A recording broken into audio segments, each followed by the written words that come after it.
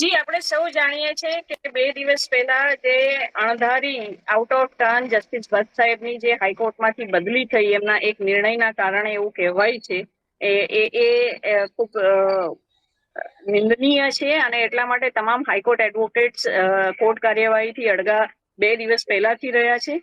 ગતરોજ તો રજા હતી અને આજે ફરીવાર હાઈકોર્ટ એડવોકેટ્સે એ જ એલાન કર્યું છે કે અમે આજે પણ કોર્ટની કાર્યવાહીથી અડગા રહીશું. એટલે કોઈ પણ એડવોકેટ્સ આજે કોર્ટની કાર્યવાહીમાં હાજર રહ્યા નથી અને આ બધી જ તમામ કોર્ટ અત્યારે કોઈ પણ કાર્યવાહી કરી પણ નથી રહી, એટલે બંધ હાલતમાં છે એવું કહી શકીએ આપણે. અને એના લીધે આજની કોઈ પણ જાતની કોઈ પણ કોર્ટની સુનાવણીઓ હાથ ધરાઈ નથી અને એ અનુસંધાને આજે લગભગ ચૈતરભાઈની સુનાવણીમાં પણ તારીખ પડશે એવી ચોક્કસપણે મને ખાતરી છે.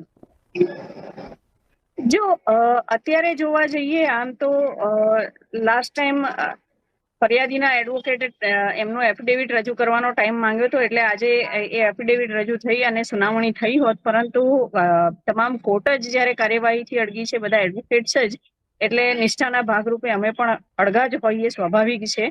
અને એટલે હવે જે તારીખ પડશે એમાં બે પડખા છે. જો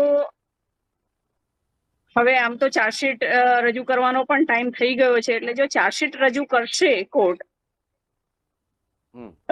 તો પછી અમારે આને વિડ્રો કરી અને ફરીથી નવેસરથી જામીન અરજી દાખલ કરવી પડશે. અને જો ચાર્જશીટ રજૂ નથી થતી તો અમારા માટે આ જે એફિડેવિટ છે, એફિડેવિટ આવે એના આધારે આગળ સુનાવણીનો એક મોકો રહેશે.